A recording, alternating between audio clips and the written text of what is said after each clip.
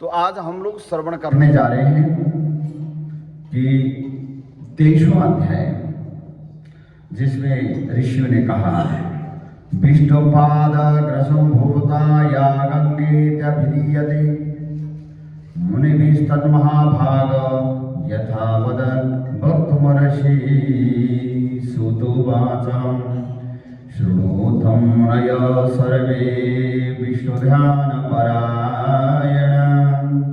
गीतं च पृथुराजाय नारदेन महात्मना।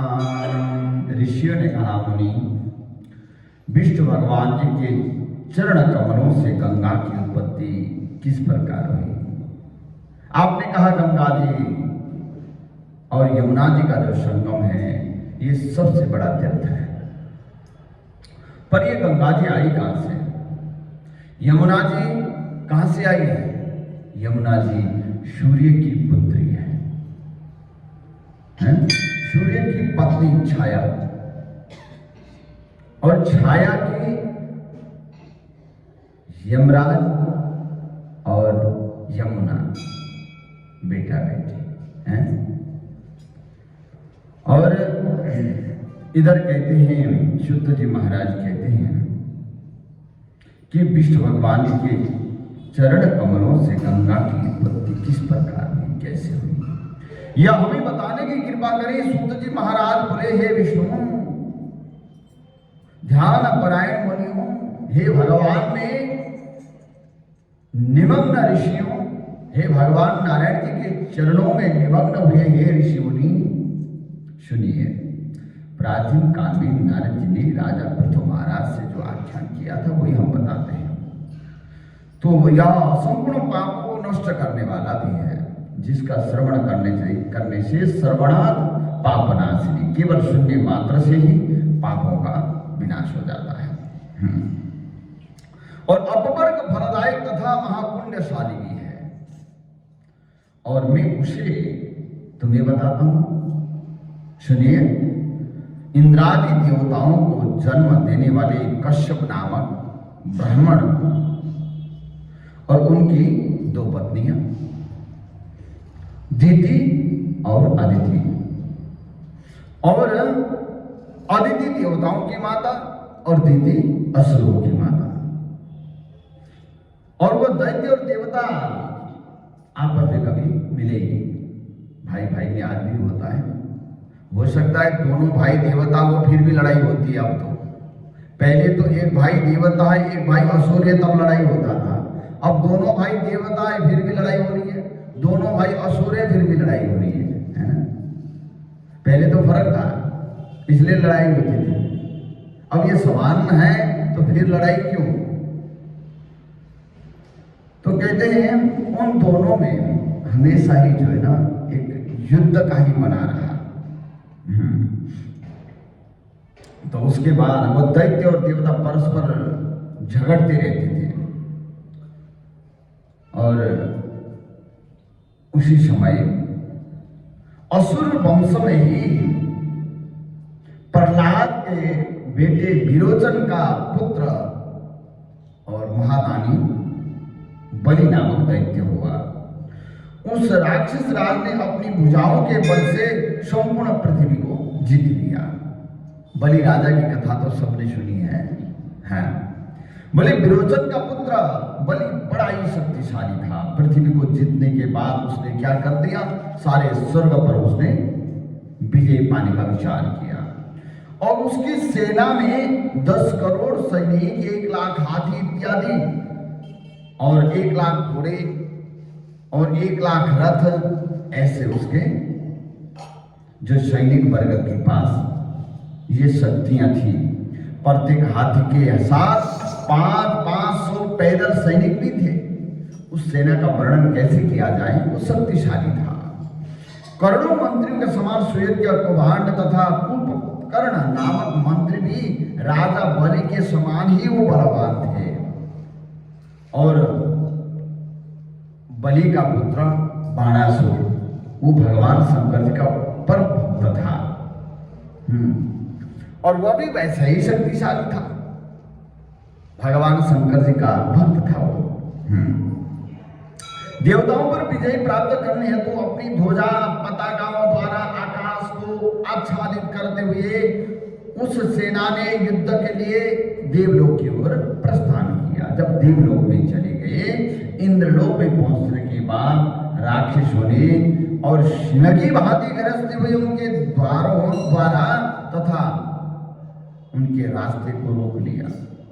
तब इंद्र अपने हाथ में वज्र लेकर देवताओं के साथ युद्ध क्षेत्र में आ गए। युद्ध शुरू होने लगा, पर मेघ और टिमटिम के समान राक्षसों ने घोर शब्द भी किया। राक्षस तथा देवताओं ने एक दूसरे पर भयंकर बाण भी छोड़े और वह संग्राम महाभयंकर था।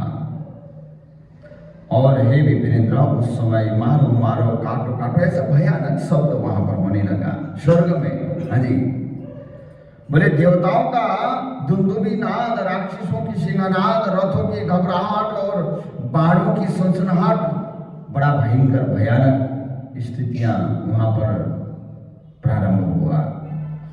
घोड़ों का हिन्नाद हो गया, हाथियों का तिगाना हुआ, धनुषों की टंकार से संपूर्ण लोक शब्दायमान हो गया।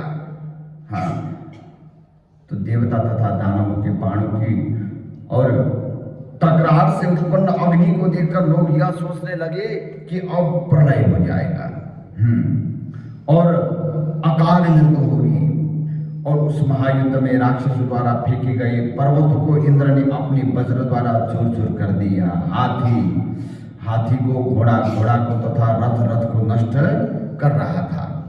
अनेकों राक्षस गदा एवं दंड द्वारा मारे गए, कई राक्षस मारे गए। परीख द्वारा मारे गए अनेक राक्षस रक्त की कीचड़ में पड़े हुए थे। देवताओं ने राक्षसों का बहुत विनाश किया। अमर होने के कारण जब देवता अधिक प्रभावी सिद्ध हुए, तब राक्षसों ने एक स्थान पर एकत्र होकर देवताओं पर प्रहार करना शुरू कर दिया। उन्होंने एक साथ मिलकर पत्थर, भिंडी, पाल, खड़ग, परशु, तोमर, परीख, छुरी, कुंत इत्यादि अस्त्र शस्त्र लेकर के उन्होंने युद्ध किया। देवताओं ने भी विविध अस्त्रों के द्वारा राक्षसों पर प्रहार किए। 1000 वर्षों तक वह भीषण युद्ध चलता रहा, ऐसा शास्त्रों में लिखा है। हाँ, 1000 वर्ष कम नहीं होते थे। फिर राक्षसों के बल में वृद्धि हो जाने पर देवता पराजित हो गए। हाँ, वह भय के मारे देवलोक छोड़कर भागे तथा पृथ्वी लोक में आकर छिपकर रहने लगे। नारायण का भक्त राजा बलि तीनों लोगों को अपनी भुजाओं के बल से जीतकर ऐश्वर्यशाली बन गया, परम ऐश्वर्यशाली बन गया। और उसके उपरांत उस विष्णु भक्त दैत्यराज ने यज्ञ किया और उसमें इंद्र सहित दिक्पालों का स्थान भी स्वयं ले लिया। जहां इंद्र का स्थान होता है वो भी खुद ले लिया, देवताओं का स्थान, क्षेत्रपाल का स्थान, ये सब जितने भी देवताओं का पूजा का भाग है वो उसने स्वयं ले लिया। देवताओं को बुलाना छोड़ दिया। और उसके बाद वहां पर क्या हुआ, देखिए, अगर संतान दुखी होती है तो सबसे बड़ा दुख, कोई भी दुखी होता है तो उसको सबसे बड़ा दुख मां को होती है। और सबसे बड़ा चिंता मां को होती है। तो बाकी लोगों को भी तो चिंता होती होगी, भले उनको तो स्वार्थ में होती है। निस्वार्थ चिंता करने वाली तो एक होती है मां। हाँ, तो इसलिए वेदों ने कहा कि संहिताओं ने कहा कि मातृदेवो भव, मां तो वाकई में देवता है। और वहां पर जब देवता अपने स्थान को छोड़कर पृथ्वी लोक में आके छुपने लगे तो स्वर्ग में असुरों का राज हुआ। इधर माता अदिति को बड़ी चिंता हुई, बड़ा दर्द हुआ और उन्होंने अब मैं भी यहाँ नहीं रहूंगी ऐसा विचार किया। देवताओं की मां अदिति ने ऐसा क्या कर वह हिमालय पर्वत पर चली गई।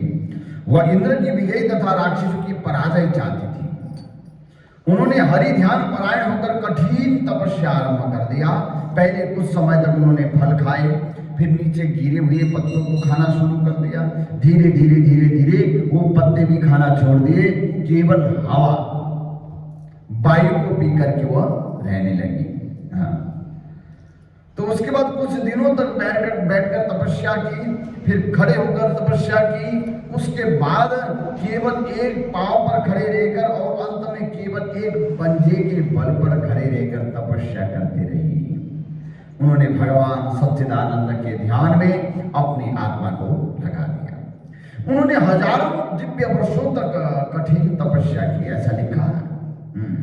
तब मायावी राक्षस उनके तपस्या के विषय में जानकर देवताओं का रूप धारण करके उन्होंने क्या किया कि देवता का रूप धारण करके और माता अदिति के पास पहुंचे और वो कहने लगे, राक्षस बोले, माता आप इतना दारुण तपस्या क्यों कर रही हैं? शरीर का शोषण करने वाले इस दुखदाई व्रत को आप त्याग दीजिए। राक्षस असुर जो है ना, देवता का रूप धारण करके गए। ज्ञानी लोग जानबूझकर किए गए कष्ट द्वारा प्राप्त पुण्य की प्रशंसा नहीं करते। फोन मिलाओ। और कहते हैं, हाँ, जो लोग शरीर की उपेक्षा करते हैं और उन्हें आत्मघाती कहा जाता है। हाँ, बोले इसलिए हे सुबह माता उठिए और हम पुत्रों के लिए चिंता मत कीजिए।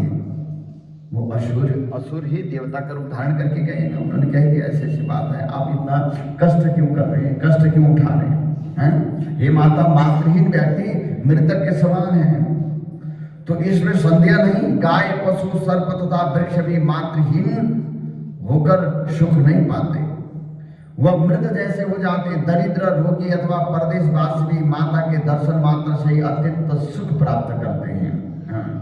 मनुष्य अन्न, जल, धन तथा पत्नी आदि को तो त्याग सकता है, परंतु कदाचित माता से विमुख नहीं हो सकता। जिसके घर में पुत्र, धर्म परायण माता तथा पतिव्रता साध्वी स्त्री नहीं है और उसे वन में चला जाना चाहिए। जिस प्रकार भगवान की भक्ति से रहित धर्म, वो धर्म धिक्कार है जो भगवान के भक्ति से रहित है, फिर वो धर्म कहां से हुआ? हाँ, और श्रेष्ठ भोगों से रहित धन, जो धन जो है ना अच्छे कार्य में नहीं लगाते, वो धन धिक्कार है। वो धन कोई काम का नहीं है। हम उस धन से सत्कर्म नहीं करते हैं, अगर दुर्व्यसन में खर्च करते हैं तो वो धन कोई काम का नहीं है। और पुत्र रहित पत्नी, माता से रहित पुत्र, वह भी वैसा ही समझना चाहिए। अस्तु हे देवी, कि आप अपने और दुखी पुत्रों की रक्षा कीजिए और आप ये तपस्या को छोड़ दीजिए। राक्षस द्वारा यह कहे जाने पर भी जब अदिति की समाधि भंग नहीं हुई, तब दैत्य ने क्रुद्ध होकर उन हरि ध्यान परायण अदिति को मार डालने का विचार किया। हाँ, कल्पांत के मेघों जैसी ध्वनि करते हुए तथा क्रोध से लाल नेत्रों वाले राक्षस अपनी दाढ़ों के अग्रभाग से अग्नि उत्पन्न कर दिया और उस वन को जलाने लगे, जिसको दावाग्नि कहते हैं। जो अग्नि भी फर्क फर्क होती है ना, जो खाना बनाने वाली अग्नि अलग है और जंगल में लगने वाली अग्नि अलग है, जो समुद्र में होने वाली अलग है और हमारे पेट में होने वाली अग्नि अलग है, क्रोधाग्नि अलग है। सब अग्नि फर्क फर्क है। हाँ, इसलिए खाना बनाते हुए जो चूल्हे से जो है ना, गैस में से और वहीं से हम लोग ला करके अग्नि जला करके हवन नहीं कर सकते, है ना। तो वहाँ की अग्नि अलग है, वहाँ की अग्नि अलग है। अगर वहां से ले आएंगे तो फिर इनको संस्कार करने पड़ते हैं। इन अग्नि को पूरा 16 संस्कार करो, फिर वहां हवन करो, नाम रखो, ऐसा प्रावधान है। और वहां पर क्या हुआ, वो दावाग्नि जो है ना, राक्षसों के दाढ़ से पैदा हुआ वो अग्नि, तो उन्होंने मन में अग्नि लगा, आग लगा दी जहां अदिति माता तपस्या कर रही थी। कलबांदे मेघ निर्घोषा क्रोध सम्रक्त लोचना दष्टाग्रह सृजन बन्नी मदहत काननम छड़ात। बोले वो जंगल में उन्होंने आग लगा दी भयानक, और वो अग्नि जंगल को, वन को जलाने लगे। वन को जलाती हुई वह अग्नि 100 योजन तक फैल गई, परंतु उस अग्नि में वह राक्षस स्वयं ही जल के मर गए, परंतु माता अदिति को कुछ भी नहीं हुआ। देव माता अदिति बची रही। भगवान विष्णु के ध्यान में मग्न होने के कारण सुदर्शन चक्र ने उनकी रक्षा की। जो भगवान का भक्त होता है और उनकी जो रक्षा भगवान ही करते हैं, तो वहां पर भगवान का ध्यान परायण जो अदिति को वो अग्नि ने नहीं जलाया। तो ये सुन करके इधर ऋषि कहने लगे, आपने हमें बड़ी आश्चर्यजनक बात बताई। बोले अग्नि तो हर किसी को जला देती है, माता अदिति को क्यों नहीं जलाया है? और अग्नि ने अदिति को कैसे छोड़ दिया और उन्हें जलाया नहीं? इस आश्चर्यजनक कथा का भी कारण हमसे वर्णन कीजिए। आप परोपदेश में संलग्न सज्जन पुरुष तथा बड़े विद्वान हैं। बोले शुद्ध जी महाराज, हे ब्राह्मणों, शुद्ध जी महाराज कहने लगे, हे ब्राह्मणों, भगवान के भक्तों के महात्म्य को सुनो। हरि ध्यान परायण लोगों की महिमा का वर्णन कौन कर सकता है? भगवान का भक्त जहां रहता है वहां ब्रह्मा विष्णु तथा शिव तीनों देवता नित्य विद्यमान रहते हैं। हाँ, ऐसा लिखा है। हरि भक्ति परो यत्र तत्र ब्रह्मा हरि शिवा तत्र देवा सिद्धास नित्यम तिष्ठन्ति सत्तमः। क्या ऐसा लिखा है? जहां भगवान का भक्त जहां रहता है, जहां विद्यमान है, वहां ब्रह्मा जी, विष्णु जी, ब्रह्म और भगवान नारायण जी तथा और शिव जी इत्यादि अन्य देवता भी वहां पर नित्य ही निवास करते हैं। यानी जहां भक्त है, तो जिनके नाम उच्चारण मात्र से ही उपद्रव नष्ट होते हैं, तो उनका भक्ति पूर्वक स्मरण करने से क्या नहीं मिलता? जिन हरि का स्मरण करने मात्र से सब दुख नष्ट हो जाते हैं, उन्हें अग्नि अथवा दैत्य क्या कष्ट पहुंचा सकते हैं? ऐसा हो ही नहीं सकता। उनको कभी कष्ट आता ही नहीं है जो भगवान का भक्त होते हैं। हाँ, तो पूर्व जन्मों के कारण उनका छोटे मोटे अगर कष्ट आ भी गए तो क्या होता है कि वो सहने की शक्ति भगवान पहले दे देते हैं और वहां से निकलने का जो युक्ति पहले दे देते हैं। कष्ट सबको आता है, परंतु भगवान का भक्त आसानी से उस कष्ट से दूर हो जाता है और भगवान भक्त ना हो तो उलझता ही रहता है। बोले गोविंद भगवान की जय। इन्हीं कथा प्रसंगों के साथ हम आज की कथा ये विश्राम करेंगे। कल आगे का पावन प्रसंग हम फिर श्रवण करेंगे। बोले गोविंद भगवान